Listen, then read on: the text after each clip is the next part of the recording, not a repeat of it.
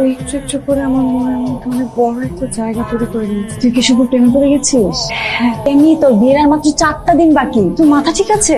আমি কি করব? আমি তোকে ভালোবেসে ফেলছি, কিন্তু আমি ওকে বিয়ে করবো। আমি আসিফকেই বিয়ে করবো। এমন অনেক মেয়ে আছে না যাদের ভালোবাসার মানুষ একজন থাকে আর বিয়ে করবো একজনকে। আমি না হয় তাদের লিস্টে একজন থাকলাম।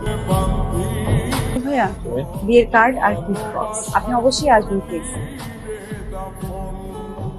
বিয়ের কার্ডটি তোমাকে আমার বিয়ের পোলা মাংস খাওয়ার জন্য দিইনি। রাত 9টায় বিয়ে। তুমি যদি রাত 9টার আগে আসতে পারো তবে আমি আমার ডিসিশন চেঞ্জ করব।